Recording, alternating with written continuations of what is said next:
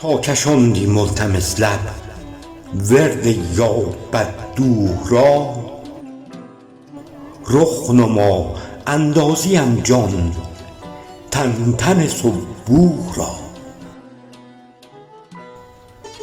صبح صادق در پی جهدم چو بر روزن رسد، نجم ثاقب کن نمایان دیده مفتوح را. از صبوحی تا صباح صلح چشمت رو کند، حاصلم کن انشراح صدر این مجروح را. بر بهار روی ماهت تا بها از جان دهم، با بهانه فرصت آور این دل مفروح را. شو فرح بخش ضمیر روشن از تصدیق لب، تا ابد خواهم ستانم بوسه مشروح را. شرح کن شرع لبت از فرصت عطرت به تن، تا مضاعف جهد بندم کرده مطروح را.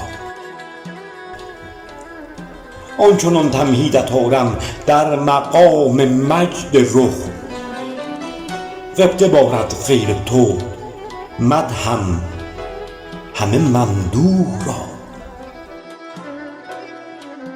باقیات الصالحاتم نیست جز آن مطلبی، کز نشاط دیده افرازی سر مقبوح را. از قباحت‌های این سر در تعقل کن رها، در محیط قامت فرزانه جان و روح را. طبل تو خالیست غیرم کز تو نامی میبرد، دار تلمیحم زبون کن کوشش مذبوح را. بعد از آن گر در کشاکش‌های عالم کم شوم، زن به زلفت تازیانه این تن بیروح را. دلبری گر آوری لختی به حظ دیده ام، طالبم بر دیده بخشم قدر عمر نوح را.